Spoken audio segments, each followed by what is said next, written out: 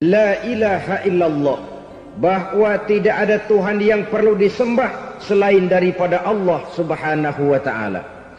Ini hakikatnya merupakan inti daripada ajaran rasul-rasul terdahulu. Kenapa? Seluruh rasul bersumber dari satu sumber yang sama, yaitu dari Allah subhanahu wa ta'ala. Maka prinsip ajaran ketuhanan yang mereka bawa tentu saja sama. Nabi Adam mengajarkan la ilaha illallah. Nabi Nuh mengajarkan la ilaha illallah. Cuma tentu sambungannya Nuh Rasulullah. Nabi Ibrahim mengajarkan la ilaha illallah, Ibrahim Rasulullah. Nabi Musa mengajarkan la ilaha illallah, Musa Rasulullah. Bahkan Nabi Isa mengajarkan la ilaha illallah, Isa Rasulullah.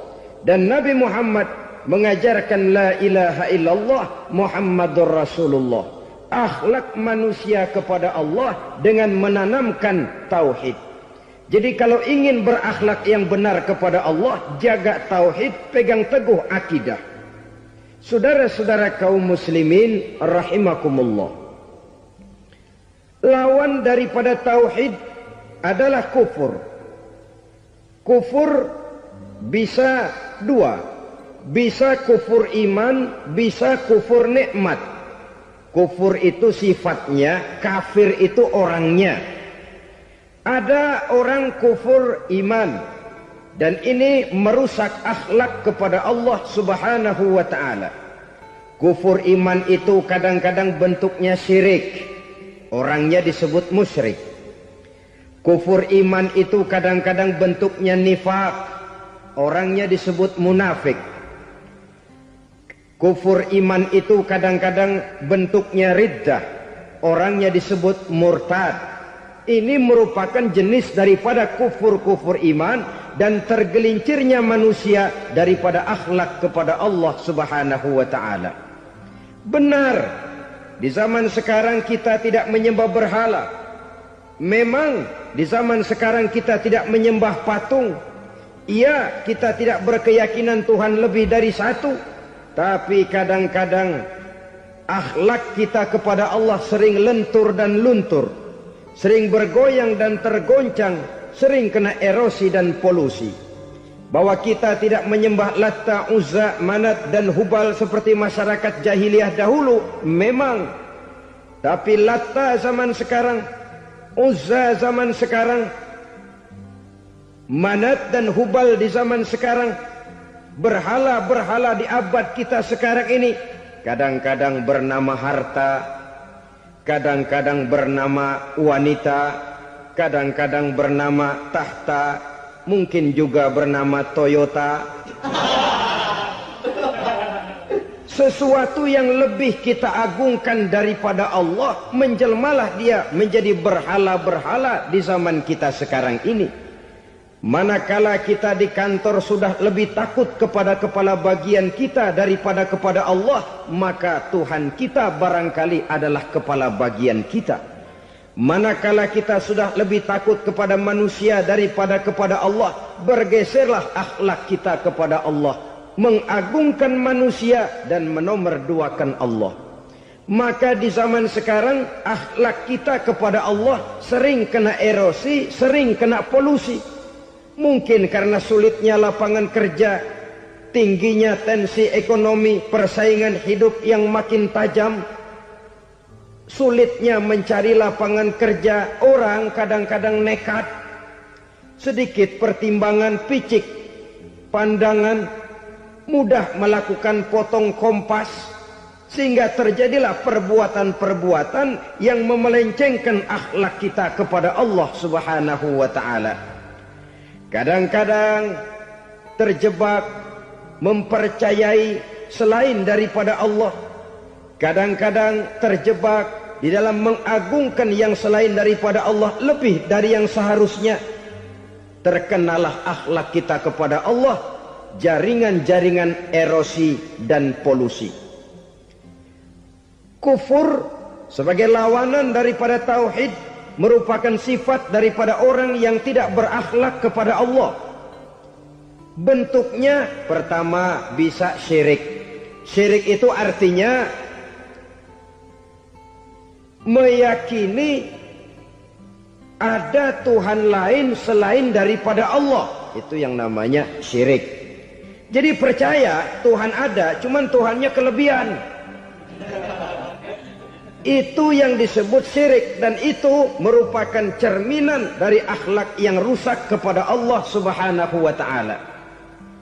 Berkeyakinan Tuhan lebih dari satu, berkeyakinan bahwa Tuhan itu beranak atau diperanakkan, atau mengagungkan sesuatu sama dengan Allah, atau menjadikan yang selain Allah sebagai tujuan akhir daripada perjalanan kehidupan ini, maka itu sudah terjebak kita dalam musyrik.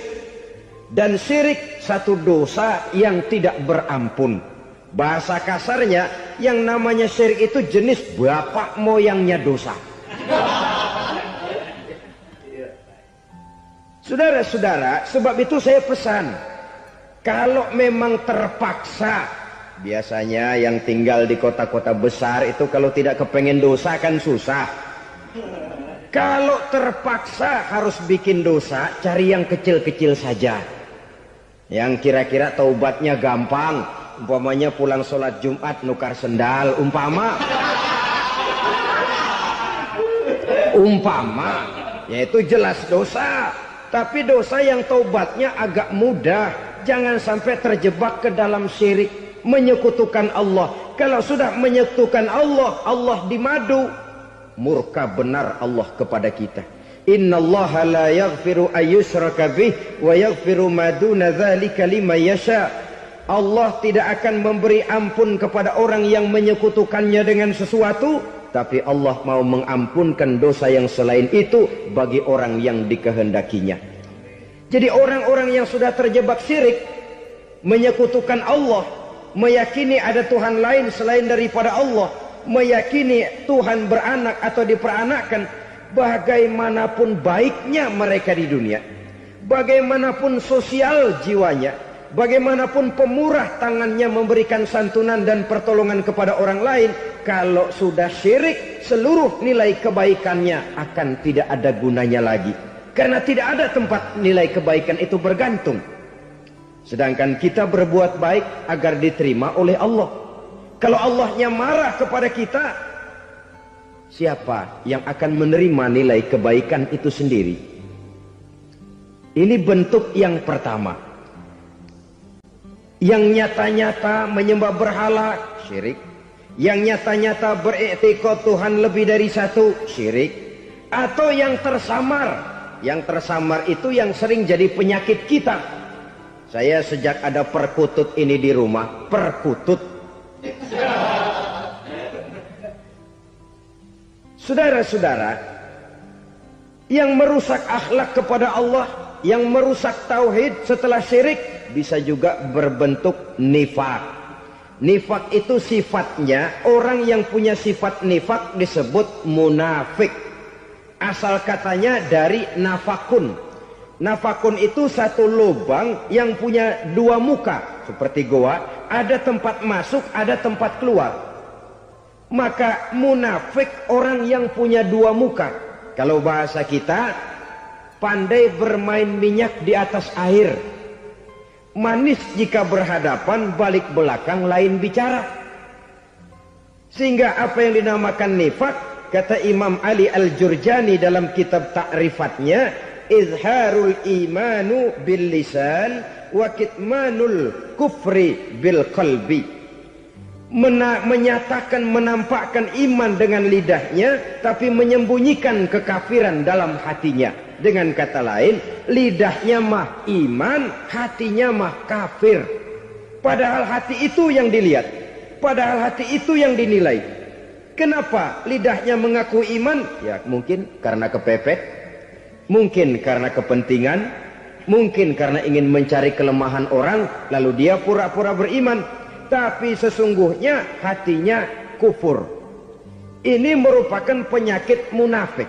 Dan terus terang, menghadapi orang munafik jauh lebih berat daripada menghadapi orang kafir. Kenapa? Munafik ini kan musuh dalam selimut. Mau dibilang musuh nyata-nyata, apalagi di zaman Rasul ya, ketika periode Madinah, berat sekali menghadapi orang munafik. Mau dibilang kafir, kalau ketemu assalamualaikumnya medok juga. Mau dibilang mukmin, di belakang ngegerundel, nyari-nyari penyakit, nyari-nyari lantaran, mencari-cari gara-gara. Kalau kafir jelas kafirnya, kalau musyrik jelas musyriknya. Tapi munafik, di depan kita dia mengaku beriman, di belakang kita dia caci maki kita. Maka demikian rupa watak orang munafik Allah benci betul. Sampai dalam Quran orang munafik itu divonis innal munafikin fid darkil asfal minan nar.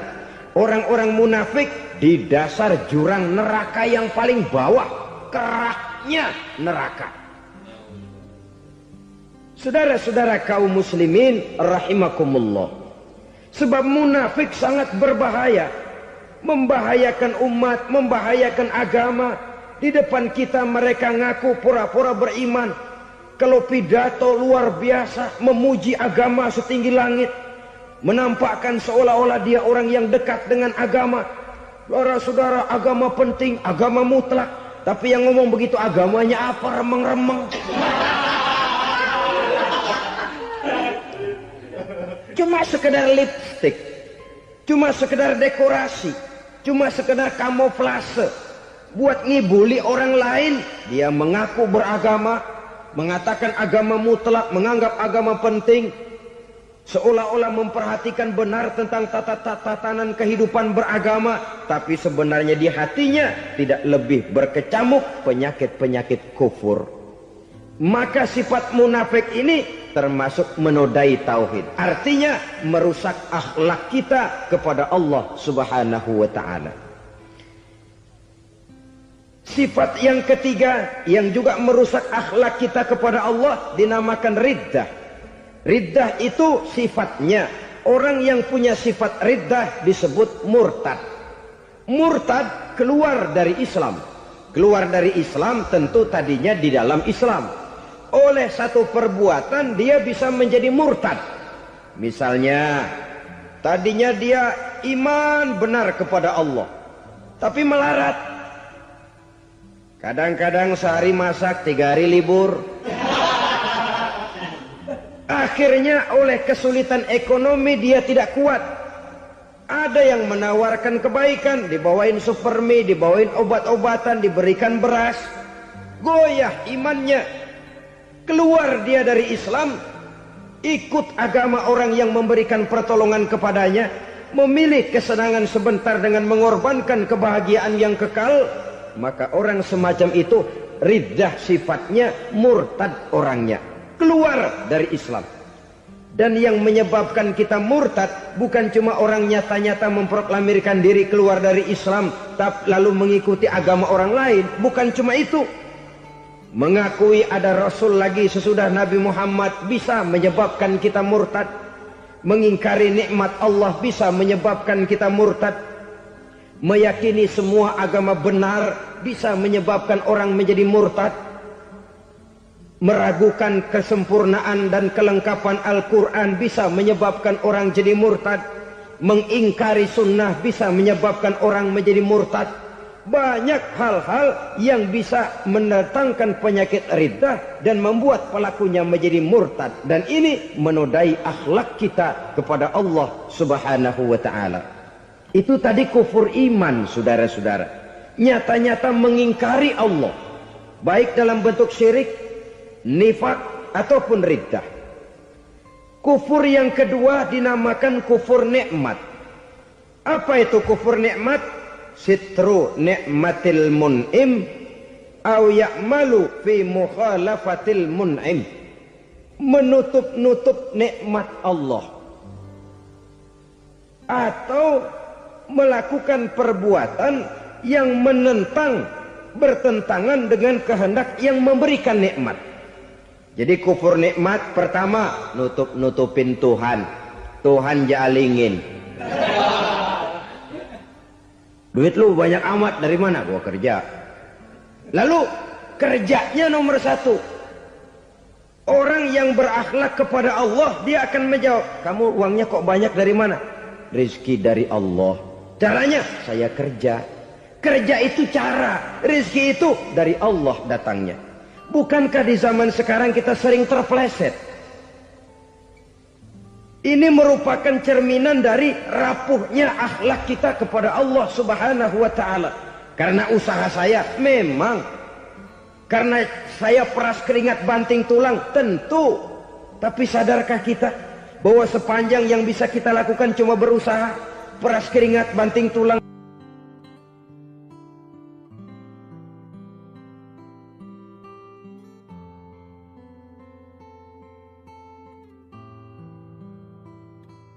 Soal rezeki, soal jodoh, soal maut, kitakah yang mengatur?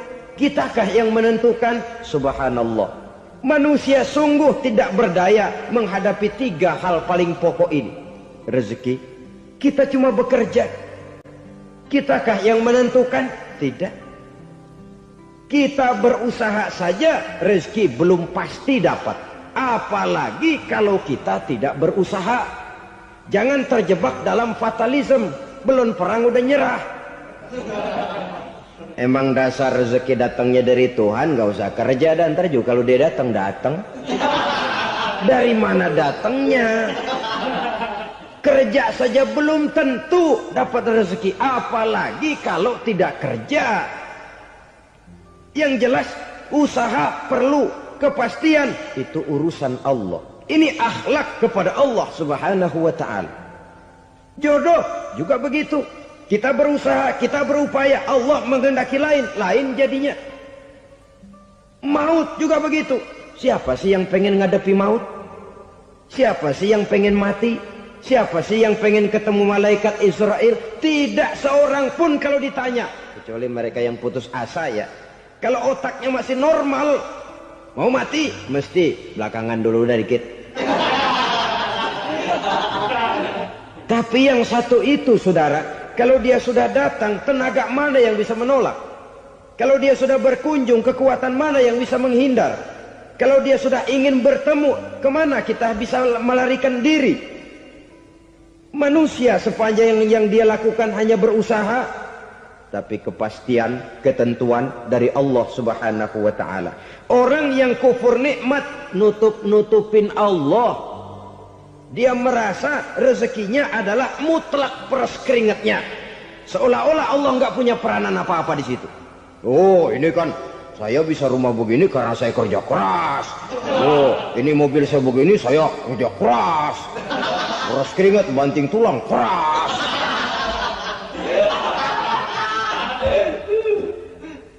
Saudara-saudara kaum muslimin rahimahkumullah. Jadi menutupi Allah. Akibatnya nanti kalau dia berhasil, Allah ketutupan. Kalau dia gagal, orang lain dicaci maki, dicari kambing hitam. Yang kambing hitam kan mahal. Karena orang sering cari-cari kambing hitam. Jarang orang mau jujur kalau bertemu kesulitan lalu mencari sebab pada dirinya sendiri. Yang paling enak ya nyalain orang. Lo begitu. Orang lain yang paling enak kita salahin. Au ya'malu fi mukhalafatil mun'im, atau dia melakukan sesuatu yang tidak sesuai dengan kehendak yang memberikannya nikmat. Diberikan kita tangan, mulut sih nggak berhenti, terima kasih Tuhan, alhamdulillah saya dikasih tangan.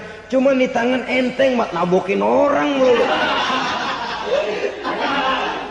Itu sudah mukhalafatul mun'im, bertentangan dengan kehendak yang memberikan nikmat. Diberikan harta, mulutnya mah basah, terima kasih Tuhan, alhamdulillah dikasih harta, tapi pelitnya minta ampun. Kikir, koret, medit. Ini juga termasuk kufur nikmat, mempergunakan suatu nikmat bertentangan dengan kehendak daripada yang memberikan nikmat itu sendiri. Saudara-saudara kaum muslimin rahimakumullah. Oleh karenanya kufur iman memang lebih bahaya daripada kufur nikmat. Tapi jangan lupa, kufur nikmat bisa menyeret orang kepada kufur iman. Nah, kalau Allah udah dialingin, Tuhan sudah dinomor duain, lama-lama kenapa dia tidak mendewakan dirinya sendiri, mendewakan pangkatnya, mendewa-dewakan otaknya, mendewa-dewakan kemampuannya? Pada awalnya dia memang cuma kufur nikmat, tapi lambat laun kalau ini tidak diobati, secara pasti orang akan mengarah kepada kufur iman. Bisa berbentuk syirik, bisa berbentuk nifak, bisa berbentuk riddah. Saudara-saudara, oleh karena itu menjaga akhlak kepada Allah mutlak penting. Sebab apa? Kita tidak berakhlak kepada manusia saja, kita dikucilkan dari pergaulan.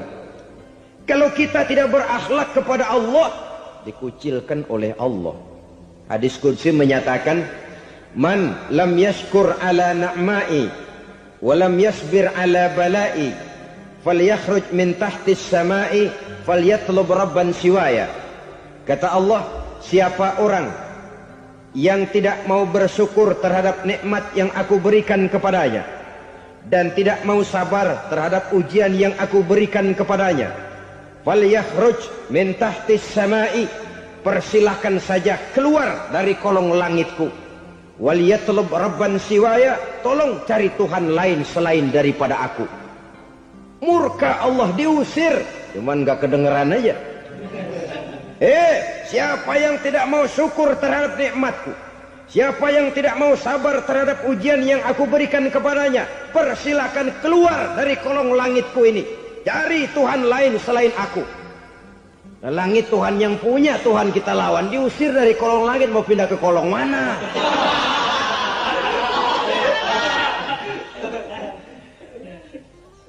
Jadi jangan merasa kufur nikmat kan enteng. Iya, kelihatannya begitu, tidak sebahaya kufur iman. Tapi kufur nikmat ini merupakan anak tangga yang kalau kita sudah mulai naik, kita akan naik terus sampai kepada tingkat di mana kita mengalami kufur iman. Kalau sudah ke sana, maka akhlak kita kepada Allah terkenalah erosi, terkena polusi, hancur akhlak kepada Allah, dan itulah sumber kesengsaraan abadi. Kalau cuma kita tidak berakhlak kepada manusia, barangkali resikonya cuma kehidupan di dunia ini. Mungkin juga ada kehidupan akhirat. Tapi kalau sudah tidak berakhlak kepada Allah, dunia akhirat kita rugi dan celaka. Maka pada kesempatan ini saya mengajak, marilah jaga baik-baik akhlak kita kepada Allah. Satu kali kita bertauhid, sampai mati kita bertauhid. Satu kali la ilaha illallah, jangan tergelincir lagi kita keluar daripada kalimat itu.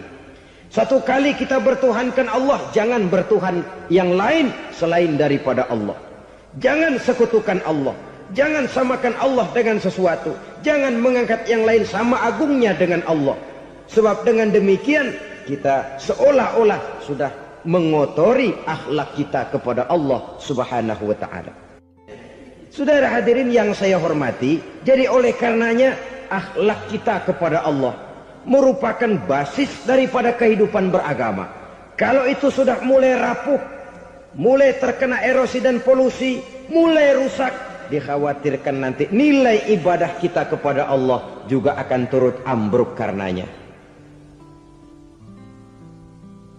Saudara-saudara kaum muslimin rahimakumullah, tugas yang kedua, memperbaiki akhlak manusia kepada sesama manusia. Kita tahu Islam sesuai dengan namanya adalah agama damai. Maka akhlak manusia kepada sesama manusia menempati porsi yang penting dalam kehidupan beragama. Bagaimana seorang muslim bergaul, bertata krama terhadap sesama manusia. Mari kita lihat lebih jauh persoalannya. Untuk memudahkan pembicaraan dari kacamata agama, kita kelompokkan saja manusia itu dalam dua. Pertama yang seiman, dan yang kedua yang tidak seiman. Yang tidak seiman itu kita sebut saja kufur atau kafir. Nah, kepada yang kafir pun kita diajarkan untuk berakhlak, apalagi kepada yang memang nyata-nyata seiman, sekeyakinan, seakidah. Kemanapun Islam datang, ke negara manapun ia masuk, ia tidak menaburkan kerusakan. Jadi tidak benar kalau orang pernah itu menggambarkan, saking sentimennya, seorang orientalis pernah menggambarkan Nabi Muhammad di tangan kirinya Quran, di tangan kanannya pedang. Menggambarkan seolah-olah Islam dikembangkan dengan kekerasan. Sebenarnya tidak sama sekali. Kalaupun dalam sejarah perkembangan Islam pernah terjadi perang, maka perang dalam Islam sesungguhnya apabila kita amati sejarahnya bukan untuk memaksakan agama. Karena memang agama tidak bisa dipaksakan. Tetapi justru untuk mempertahankan agama dari segala macam hambatan, rintangan, hinaan dan fitnahan. Tapi kemanapun yang jelas Islam masuk, dia tidak pernah membuat kekacauan, kerusuhan ataupun penghancuran.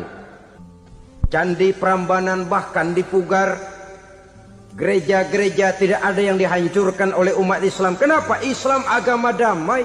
Soal agama, soal lakum dinukum waliyadin, la ikraha fid din, qad tabayyana ar-rusdu minal ghayy. Tidak ada paksaan dalam beragama, sebab nyata yang benar dengan yang tidak benar. Belum pernah ada orang kafir masuk ke perkampungan orang Islam lalu dikejar-kejar, diteriakin kafir, kafir, sunatin.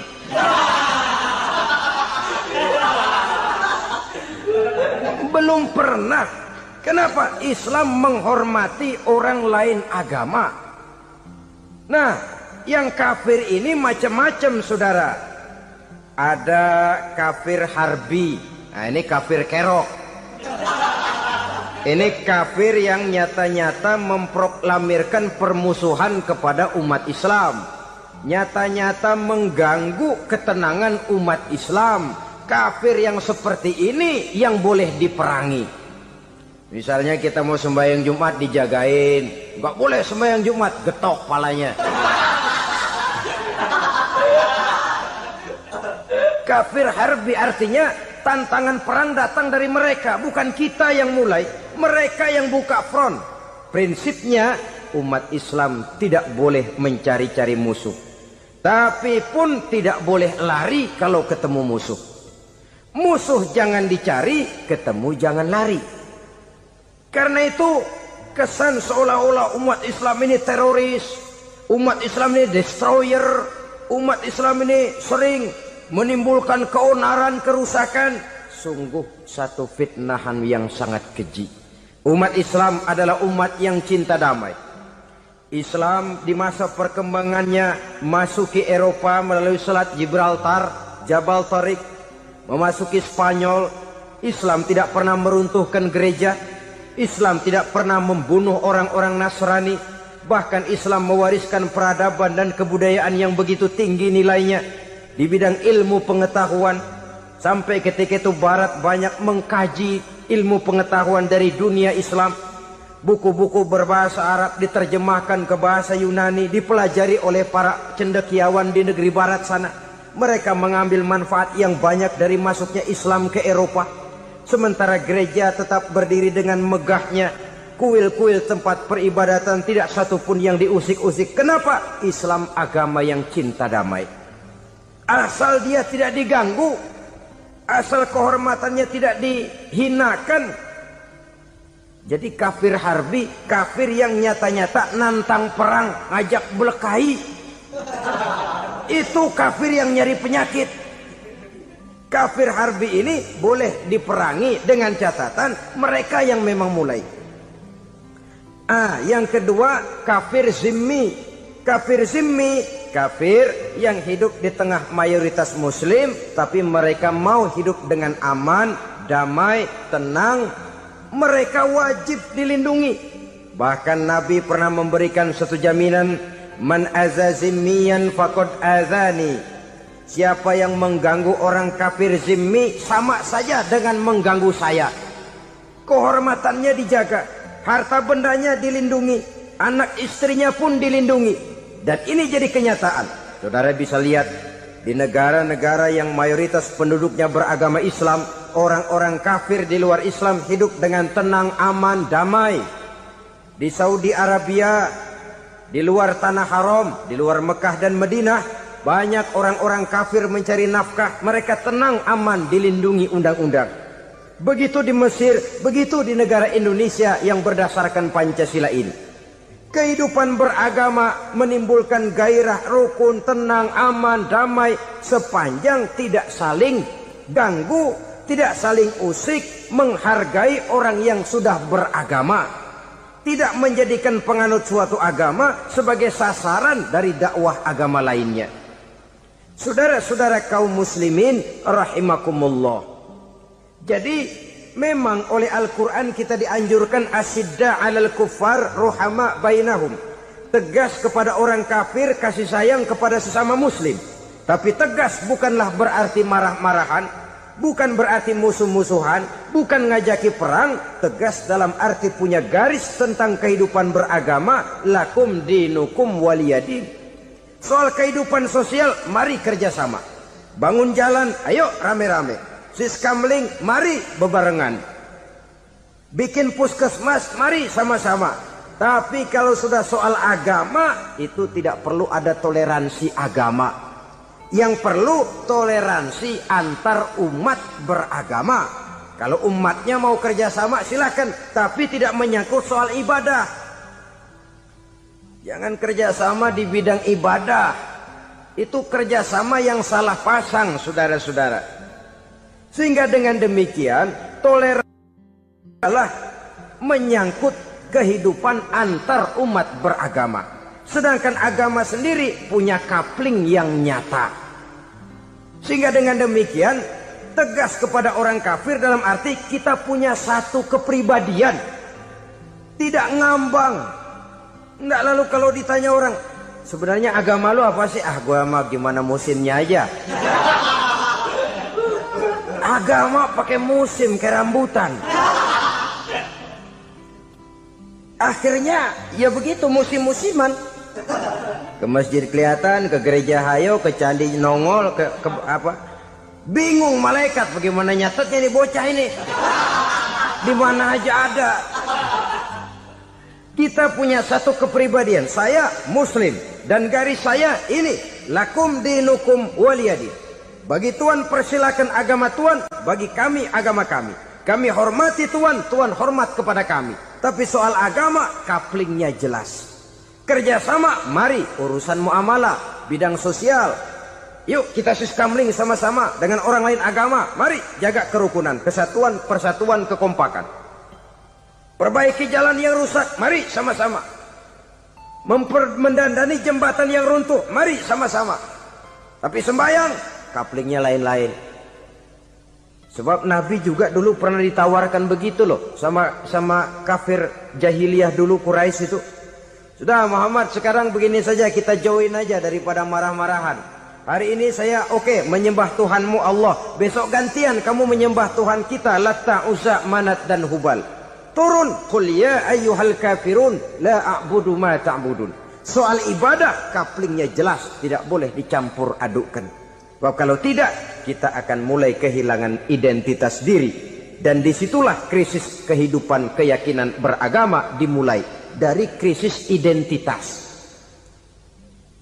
Hujan gede kan mulainya gerimis dulu. Di mana-mana ya gerimis dulu. Gerimis makin lama makin gede. Kita akan mulai dengan kehilangan identitas diri. Dari sana nanti kita malu mengakui keislaman kita. Kalau orang Islam malu mengakui keislamannya, ini kan ironi, menyedihkan. Ngakui Islamnya saja malu, menonjolkan keislamannya malu. Tidak ada rasa bangga beragama. Padahal ini modal dasar. Hanyalah dengan rasa bangga beragama, kita lalu konsekuen. Bangga yang tidak konsekuen.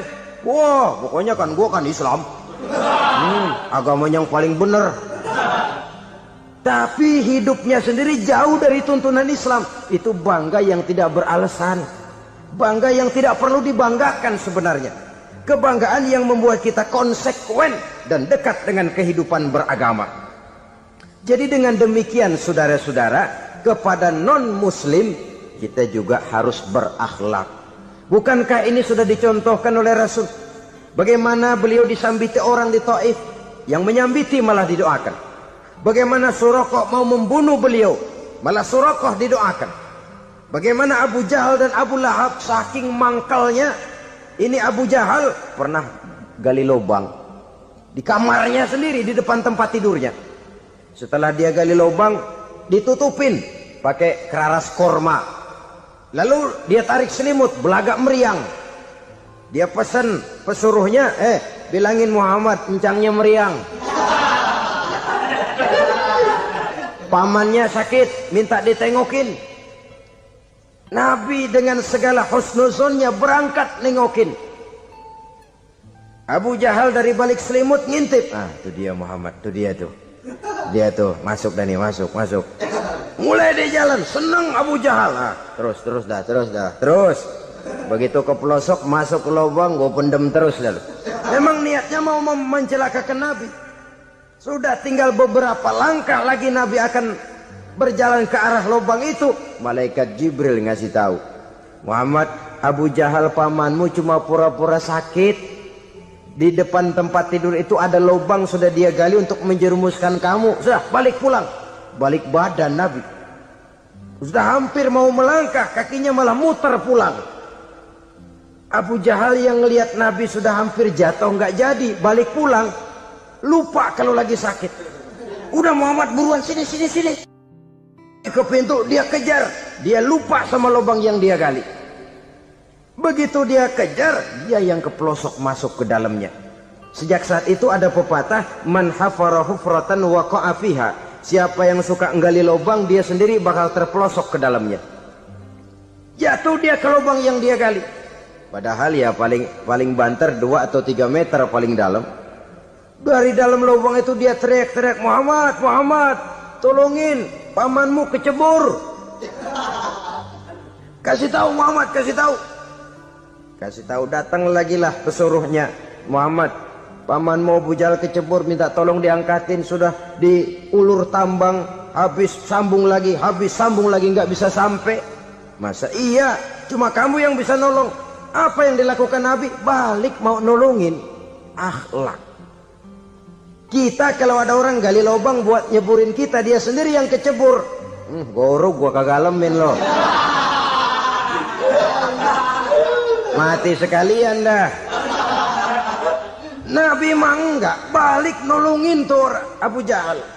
Kenapa paman kecebur? Iya Muhammad, tolong, tambang udah diulur-ulur, sambung-sambung nggak sampai. Aduh kasihan paman nih, pegang tangan saya. Nabi cuman ulurin tangan, nyampe dipegang oleh Abu Jahal. Diangkat ke atas. Nyampe atas, apa kata Abu Jahal? Tambang bergulung-gulung nggak nyampe, kamu cuma pakai tangan doang kok bisa Muhammad, hebat banget sihirmu. Mukjizat dia bilang sihir, udah ditolongin nyelak lagi, kan yang enak kita injek palanya. Orang dulu bilang wah katanya nolongin anjing kejepit. Udah selesai ditolongin malah yang nolong digigit. Saudara hadirin yang saya hormati, kepada orang-orang kafir kita harus berakhlak, menghormati mereka, tidak memaksakan satu keyakinan dalam batas-batas yang ditolerir oleh agama, yaitu pada masalah-masalah sosial dan muamalah. Itu kepada non-muslim, apalagi kepada sesama muslim. Baik akhlak kepada orang tua, akhlak kepada guru, akhlak kepada jiran atau tetangga, itu semua termasuk dalam akhlak kepada sesama manusia. Akhlak kita kepada orang tua, kadang-kadang kita orang timur ini ketularan orang barat. Engkongnya dianggap CS. Salaman main kedet aja, halo kong. Engkongnya bahalo dibengong. Saudara-saudara kaum muslimin rahimakumullah, akhlak yang tua kepada yang muda, akhlak yang muda kepada yang tua, kepada jiran dan tetangga, kepada sanak famili dan handai tolan, pendeknya kepada sesama muslim. Tetangga ada haknya, ada hak tetangga yang kalau kita berakhlak itu harus dipenuhi. Contoh kecil, kalau saya beli radio, itu saya dong boleh berpikir, ini radio saya beli pakai uang saya setel di rumah saya, sekeras-kerasnya ada apa sama orang lain? Radio gua, yang beli gua pakai duit gua, gue setel di rumah gue, ada urusan apa sama orang lain? Itu kalau menurut saya. Tapi tetangga sebelah saya kan bisa juga ngomong begitu, mata gue. Yang ngantuk gue. Gue tidur di rumah gue. Kenapa suara radio lu masuk kemari? Ketika itulah lalu kebebasan saya nyetel radio dibatasi oleh kebebasan tetangga saya yang mau tidur. Ini sudah akhlak namanya. Umpamanya lagi ada Nabi ajarkan, iza tobakhta maraqatan fa'akthir ma'aha wa ta'ahad jiranaka. Kalau kamu masak sayur banyakin kuahnya, bagiin tetangga kamu. Bukan bagiannya itu yang jadi soal, tapi akhlak kepada tetangga. Udah tahu tetangganya kelaparan, diseksa, goreng ikan asin, se-RW baunya ngayap, kembang kempis orang nungguin. Saudara hadirin ma'asyiral muslimin rahimakumullah. Jadi dengan demikian, kalau sudah kembali kepada orang-orang yang nilai imannya sama dengan kita, apapun organisasinya, apapun baju yang mereka pakai, kaos yang mereka pakai, jaket yang mereka pakai, kalau sudah seakidah, seiman, jaga akhlak kita. Pendapat boleh berbeda, kaos boleh tidak sama, jaket boleh beraneka warna, bendera boleh beragam-ragam, tapi ukhuwah Islamiyah ini utamakan. Adalah lebih baik mencari persamaan dalam kehidupan dan bukan memperbesar perbedaan. Hanyalah dengan mengembangkan nilai-nilai akhlak semacam ini, toleransi tidak hanya diperlukan kepada yang non-muslim, kepada sesama muslim pun toleransi. Artinya apa? Jangan memponis amalan orang lain. Yang usolli, yang tidak usolli, berjalanlah menurut keyakinannya masing-masing. Jangan lalu memponis, itu namanya nggak toleransi. Kamu nggak pakai usolli ya? Enggak. Brengsek. Kamu pakai usolli ya? Iya. Bid'ah. Lah dua-duanya kagak yang bener. Kalau yang sembahyang kagak bener, bagaimana yang kagak sembahyang? Apa itu yang bener?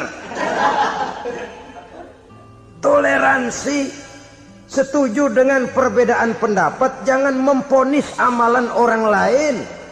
Karena kita hanya beramal, hak menerima adalah Allah Subhanahu wa ta'ala.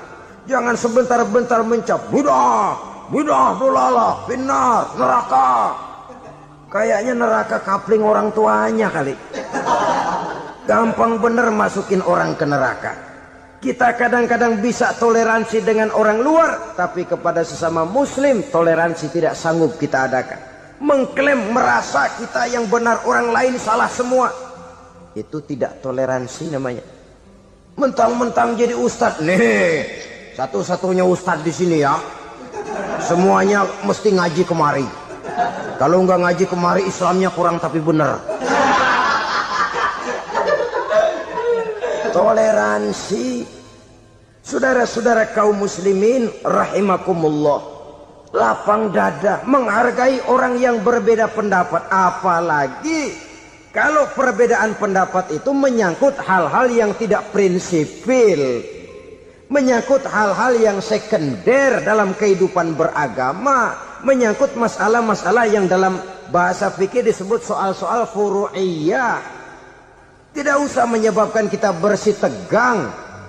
Kepala sama hitam pendapat boleh berbeda dan halal. Bahkan Nabi mengatakan ikhtilafu ummati rahmatun. Perbedaan pendapat di kalangan umatku bahkan menjadi rahmah, sepanjang perbedaan pendapat itu diiringi dengan rasa toleransi.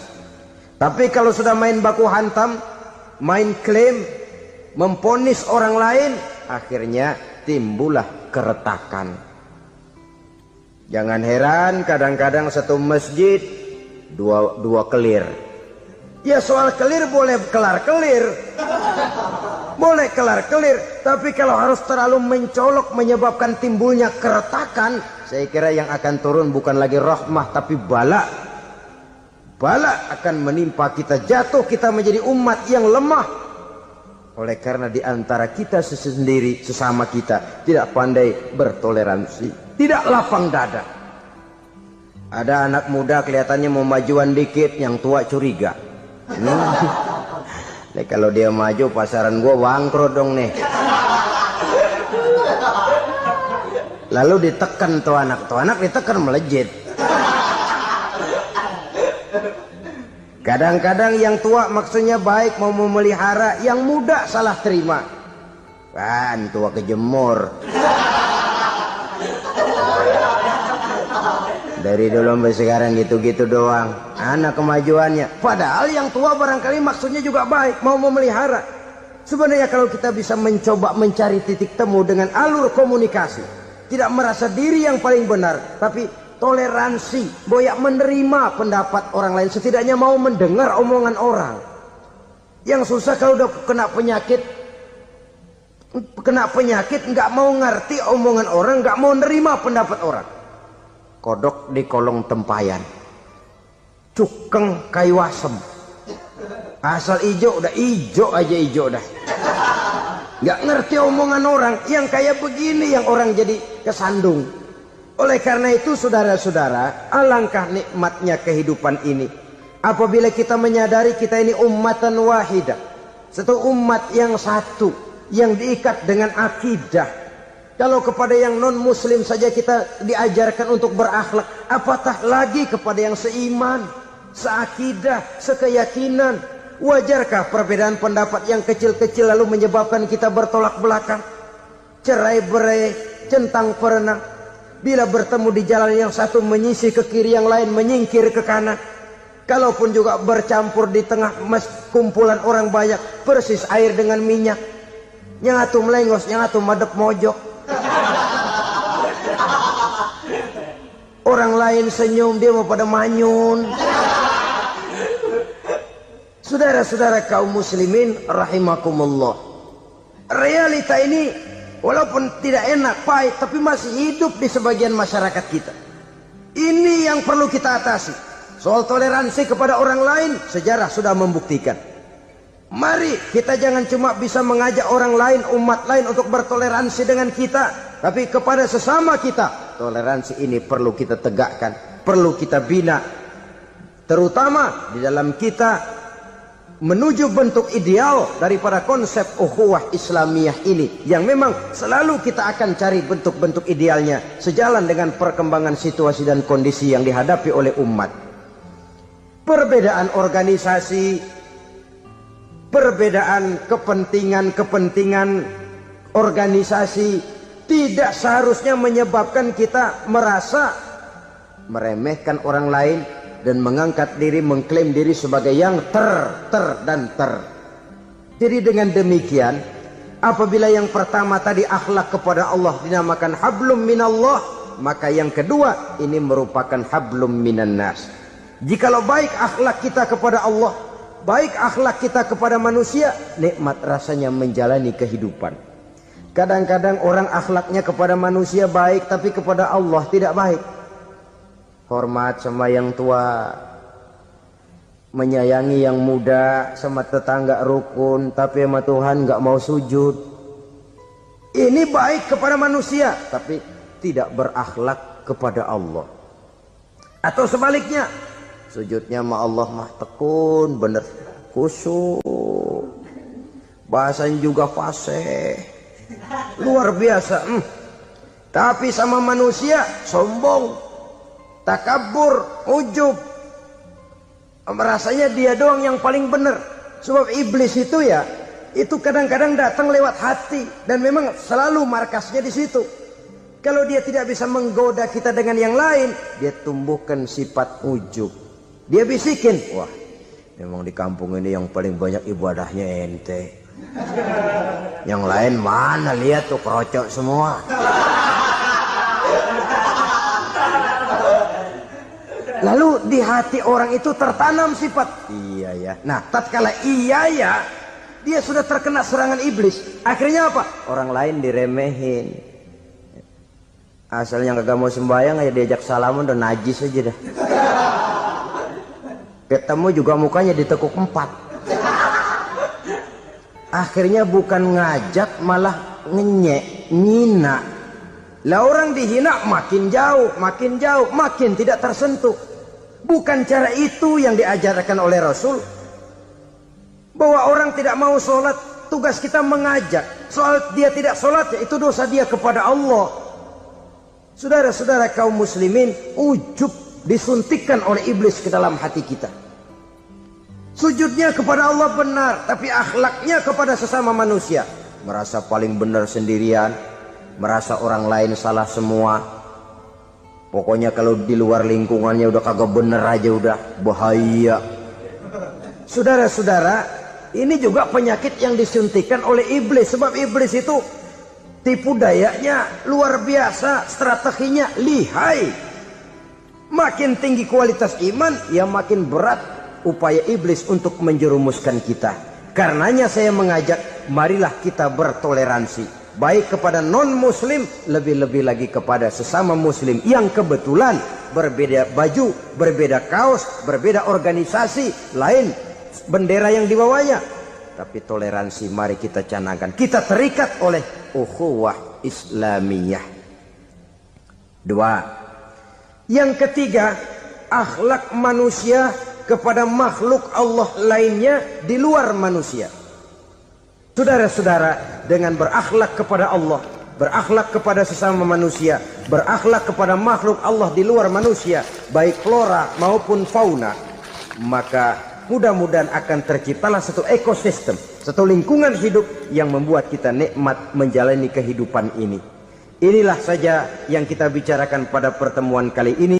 Marilah kita membina nilai-nilai akhlak walaupun berat tantangannya. Sungguh lebih baik rakyat rendah yang berakhlak tinggi daripada pejabat tinggi yang berakhlak rendah. Karena nilai manusia pada akhirnya ditentukan oleh akhlaknya itu. Usikum wa nafsi bitaqwallah. Wassalam.